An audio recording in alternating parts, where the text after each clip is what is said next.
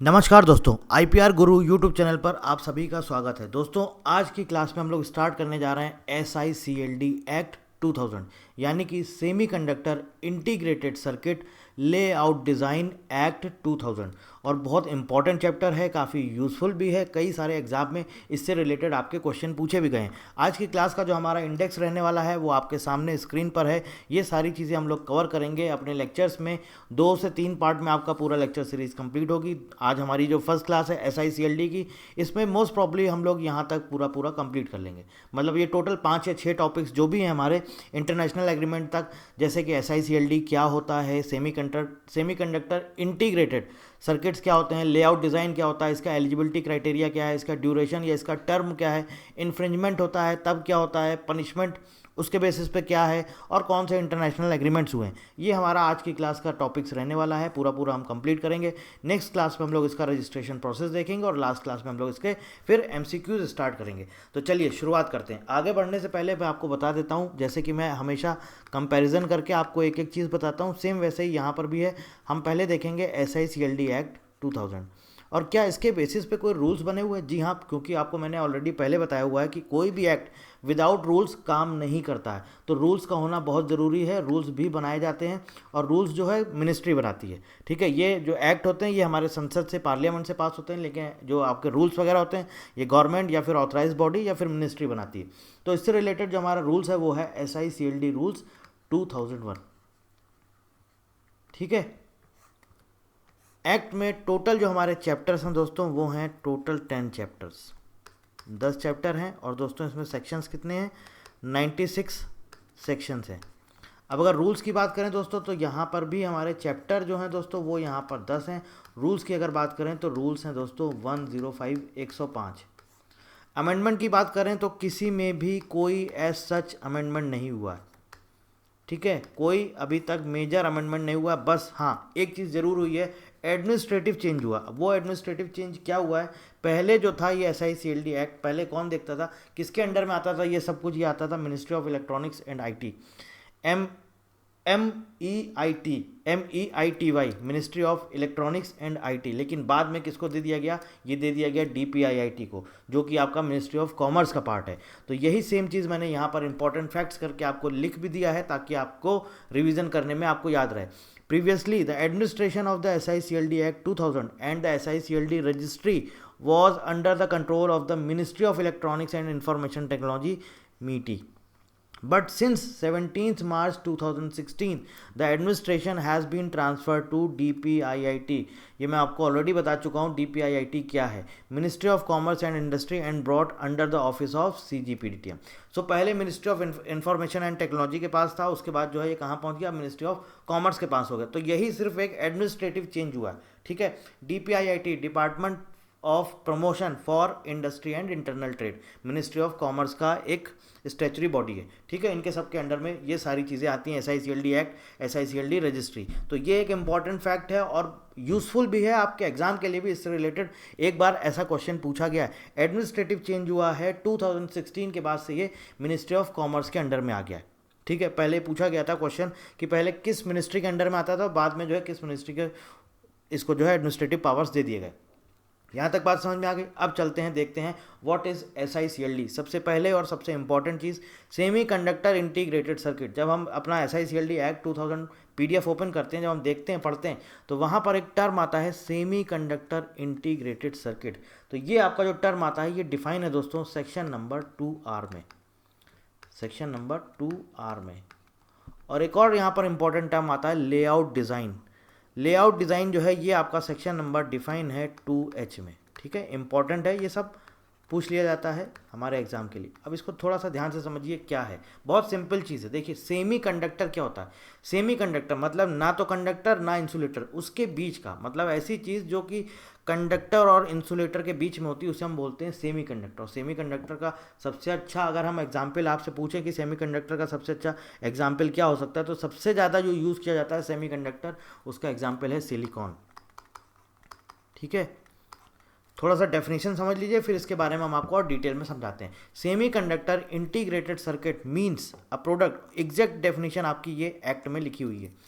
बोल रहा है सेमीकंडक्टर इंटीग्रेटेड सर्किट का मतलब है ऐसा product having transistors, resistors, amplifiers, capacitors and other circuitry elements which are inseparably formed or on or inside a semiconductor material or an insulating material and designed to perform an electronic circuitry function। मतलब ये अलग अलग करके एक circuit के अंदर सारी चीज़ें अरेंज करी जाती हैं। किस लिए अरेंज करी जाती हैं? ताकि इलेक्ट्रॉनिक फंक्शन को परफॉर्म कर सकें। समटाइम्स कभी कभी इन्हें बोला जाता है चिप्स बोला जाता है, माइक्रो चिप्स बोला जाता है। These IC chips form an integral part of every electronic device like computers, television, electronic watch, mobile phones. आप सबको पता होगा कि हर जगह चिप का यूज़ किया जाता है और ये आपके सामने स्क्रीन पर भी है, आप ये देख सकते हैं। ये रजिस्टर है, ये आपका कैपेसिटर है, ये ट्रांजिस्टर्स हैं, ये आईसीज हैं, ये ऑप एम्प है और ये आपके डायोड्स हैं। और ये आप देख रहे हैं राइट साइड में, ये सारी चीज़ें क्या हैं? ये आपका जो है पूरा पूरा वही सर्किट है, सेमीकंडक्टर इंटीग्रेटेड सर्किट। इसमें अलग अलग आप देख सकते हैं, कहीं पे रजिस्टर लगा हुआ है, कहीं पे आपकी आईसीज लगी हुई हैं, कहीं पे आपका डायोड लगा हुआ है, कहीं पे आपके जो है क्या बोलते हैं कैपेसिटर्स वगैरह सारी चीज़ें लगी हुई हैं। तो ये पूरा पूरा एक सर्किट अरेंज किया गया, सर्किट बनाया गया, इसको ही हम बोलते हैं सेमीकंडक्टर इंटीग्रेटेड सर्किट। मतलब कि आपको अगर सिंपल लैंग्वेज में समझाया जाए तो हम ये जान सकते हैं कि सेमीकंडक्टर इंटीग्रेटेड सर्किट एक तरह से अरेंजमेंट होता है रजिस्टर का, कैपेसिटर का, ट्रांजिस्टर का, डायोड्स का। ठीक है, अब देखिए ये नेक्स्ट टर्म आता है layout design of SIC. Layout design of a semiconductor integrated circuit means a layout of the arrangement of transistors and other circuitry elements expressed on a semiconductor integrated circuit। ये जो अभी मैंने आपको figure दिखाया इसी को बोलते हैं लेआउट डिज़ाइन। ठीक है, लेआउट डिज़ाइन आ गया समझ में? बिल्कुल सिंपल है, बहुत आसान सी लैंग्वेज में, ज़्यादा हमको बहुत डीप में नहीं जाना है। हमें सिर्फ एक्ट और उससे रिलेटेड जो जो उसमें हमारे सेक्शंस हैं उसके बारे में पढ़ना है। यहाँ तक आपको सारी चीज़ें समझ में आ गई। अब कुछ इंपॉर्टेंट फैक्ट्स आते हैं, उनको भी जानना ज़रूरी है। इंपॉर्टेंट फैक्ट्स जैसे कि क्या आता है, सबसे बड़ा मैन्युफैक्चरिंग कंट्री कौन सी है? तो आपको इसका आंसर पता होना चाहिए। सबसे बड़ी मैन्युफैक्चरिंग कंट्री आपकी जो सेमीकंडक्टर बनाती है वो है ताइवान। ऑलमोस्ट मार्केट में 50 to 60% मैन्युफैक्चरिंग जो होती है वो आपकी ताइवान में होती है। इसके बाद सेकंड नंबर आता है आपका साउथ कोरिया, सेकंड नंबर पे आता है आपका साउथ कोरिया और उसके बाद थर्ड नंबर पे आता है आपका यूएस। ठीक है, अब देखिए यूएस में मैन्युफैक्चरिंग नहीं होती है, डिज़ाइन होती है। वहाँ पर आपकी सबकी डिज़ाइन होती है। जैसे आपने एनवीडिया का नाम सुना होगा, क्वालकॉम करके कंपनी है उसका नाम सुना होगा, इंटेल का नाम सुना होगा, ये सब। लेकिन जो ताइवान है ये सबसे बड़ी चिप मैन्युफैक्चरिंग कंट्री है और यहाँ पर इनकी एक कंपनी है ताइवान सेमीकंडक्टर मैन्युफैक्चरिंग कंपनी। ये दुनिया की सबसे बड़ी मैन्युफैक्चरिंग कंपनी है। ऑलमोस्ट 60% जो भी चिप्स वगैरह तैयार होती हैं, 50 to 60% वो यहीं पर तैयार होती हैं। ठीक है, ये एक इंपॉर्टेंट फैक्ट्स था, आपको जानना ज़रूरी था। और सेमीकंडक्टर क्या होता है? सेमीकंडक्टर का सबसे अच्छा एग्जाम्पल भी मैंने आपको बता दिया, सिलिकॉन। ठीक है, सबसे ज़्यादा जो प्रयोग में जो यूज़ किया जाता है वो सिलिकॉन है। इसके अलावा और भी सेमीकंडक्टर होते हैं, जैसे आप जर्मेनियम ले सकते हैं, जर्मेनियम जीई से डिनोट किया जाता है जर्मेनियम, या फिर गैलियम आर्सेनाइड जिसे हम बोलते हैं, वो भी आपका सेमीकंडक्टर है। ये सारी चीज़ें सेमीकंडक्टर है। और इनसे प्रोडक्ट्स क्या क्या बनते हैं सेमीकंडक्टर से? इससे सारे आपको देखा होगा, आपके मोबाइल फ़ोन में जो चिप लगती है वो आपका इससे बनता है। आपका क्या बोलते हैं माइक्रो कंट्रोलर्स बनते हैं, आपका टीवी जो एलईडी बनती है, एलईडी के अंदर जो सारी चीज़ें चिप्स वगैरह लगती हैं, आपने देखा होगा पूरा एलईडी स्क्रीन, वो सब कुछ सारा काम किसका है? सारा काम सेमीकंडक्टर का। तो यहाँ तक आपको बात समझ में आ गई सेमीकंडक्टर वाला पूरा। अब सवाल आता है कि why do integrated circuits require IP protection? इसकी हमको ज़रूरत क्यों पड़ी? देखिए, इसके आईपी प्रोटेक्शन की ज़रूरत क्यों पड़ी? The need for protection for layout design of ICs arose in light of the increasing chip piracy. क्या होता था, मान लीजिए एक ताइवान की कोई कंपनी है, उसने चिप बनाई, ठीक है, सेम उसकी डुप्लीकेसी हो गई रिवर्स इंजीनियरिंग करके, और उन्होंने क्या किया, दूसरी किसी कंपनी ने उसने चोरी से चुपचाप आपकी दूसरी चिप बना दी। अब इसकी जो कॉस्ट है वो इनकी कॉस्ट है 1 लाख रुपये। दूसरी सेम वही चीज़ कंपनी उसको डुप्लीकेसी करके उसको बेच रही है 10,000 रुपीज़ में। तो इससे क्या हो रहा है, जो ओरिजिनल इसका ओनर है और जो ओरिजिनल कंपनी है इसकी, उसको क्या हो रहा है, उसको फाइनेंशियल लॉस हो रहा है, बहुत बड़ा लॉस हो रहा है, क्योंकि बहुत लोअर प्राइस पर ये बेच रहे हैं। ठीक है ना। और उससे हुआ क्या, क्योंकि कस्टमर, सीधी सी बात है, कस्टमर क्या खरीदेगा, सस्ती चीज़ें खरीदेगा, तो इसकी वजह से इनको बहुत बड़ा फाइनेंशियल लॉस होता था। उसकी वजह से ज़रूरत पड़ी आईपी प्रोटेक्शन की। ठीक है, ये एक इम्पॉर्टेंट फैक्ट है जिसकी वजह से आपको आईपी प्रोटेक्शन की जरूरत पड़ी, और यही यहाँ पर लिखा हुआ, the need for protection for layout designs of ICs arose in light of the increasing chip piracy where identical chips were sold at lower prices causing heavy financial losses to the companies which design these chips. जो बनाती थी सीधी सी बात है उनको बहुत ज़्यादा नुकसान होता था, फाइनेंशियल लॉस बहुत बड़ा होता था, क्योंकि चिप्स जो डुप्लीकेट बनाई जाती थी बहुत सस्ते प्राइस पे बेची जाने लगी, तो इसकी वजह से आईपी प्रोटेक्शन की ज़रूरत पड़ी। अगला पॉइंट आता है हमारा एलिजिबिलिटी क्राइटेरिया। क्या इसका एलिजिबिलिटी क्राइटेरिया है? सबसे पहली और सबसे इंपॉर्टेंट चीज़ है कि ओरिजिनल होना चाहिए, डिस्टिंक्टिव मतलब कि डिफरेंट होना चाहिए, ठीक है, डिफरेंट होना चाहिए, not similar to any other layout design, किसी भी लेआउट डिज़ाइन के सिमिलर नहीं होना चाहिए, मतलब उसका कॉपी नहीं होना चाहिए। एंड दूसरा last point, has not been commercially exploited. Commercially exploited मतलब कि कॉमर्शियली कहीं भी यूज़ नहीं किया जाना चाहिए, ठीक है, कॉमर्शियली यूज़, एक्सप्लॉइटेड का मतलब है कॉमर्शियली यूज़।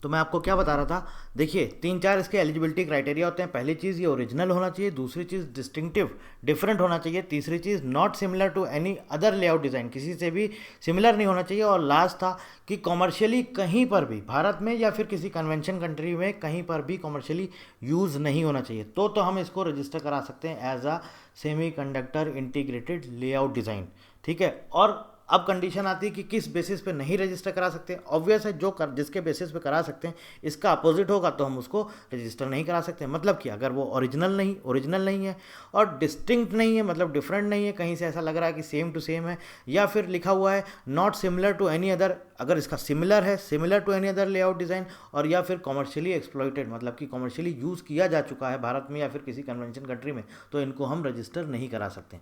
सिंपल सी चीज़ें हैं, जैसे हमने आपको पेटेंट में, कॉपीराइट में, ट्रेडमार्क में पढ़ाया था, सेम वही चीज़ है कि ये क्राइटेरिया रहता है, इसके बेसिस पे अगर फुलफिल कर रहा है तो हम रजिस्टर करा सकते हैं, फुलफिल नहीं कर रहा है क्राइटेरिया तो हम रजिस्टर नहीं करा सकते हैं। एकदम सिंपल सी आसान लैंग्वेज में हमने आपको समझा दिया। अब बात आती है टर्म या फिर ड्यूरेशन। तो ये दोस्तों आपका सेक्शन नंबर 15 में आपका डिफाइन है इसका ड्यूरेशन ऑफ आपका क्या बोलते हैं SICID का टर्म, ठीक है।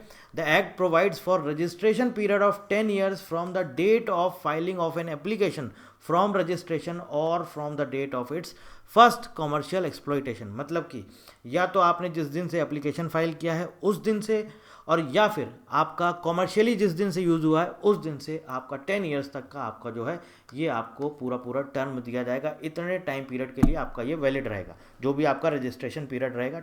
और ये कहाँ पर डिफाइन है दोस्तों, ये बहुत इंपॉर्टेंट हमें पता होना चाहिए, सेक्शन नंबर 15 में, ठीक है। सेक्शन नंबर 15 में कॉमर्शियल एक्सप्लॉइटेशन का मतलब क्या है वो मैंने आपको यहाँ पर ऑलरेडी लिख दिया।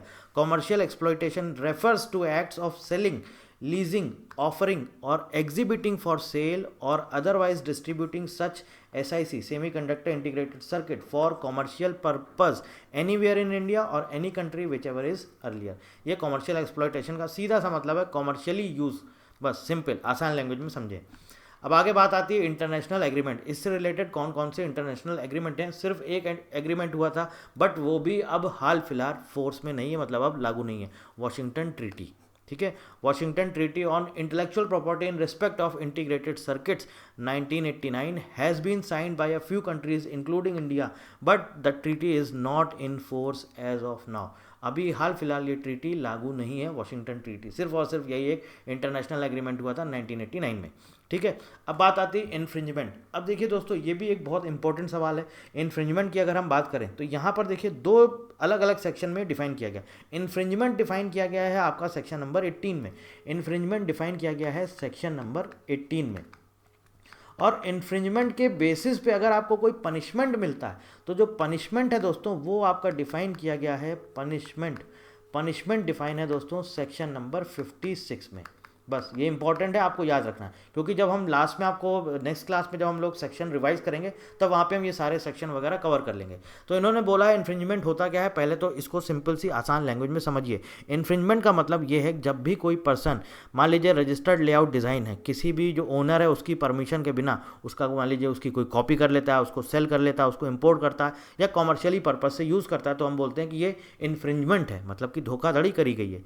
तो ये देखिए यहाँ लिखा हुआ है where any person other than the registered owner of the layout design uses the registered layout design in any manner without the authorization of the owner, it will amount to infringement of the layout design। मतलब कि इसको infringement माना जाएगा, धोखाधड़ी माना जाएगा, बिना owner की परमिशन के अगर वो उसका कॉपी बना लेता है, उसको सेल करता है, इंपोर्ट करता है, कॉमर्शियली पर्पज से यूज़ करता है, तो ये सब क्या हो जाएगा, इन्फ्रिंजमेंट हो जाएगा।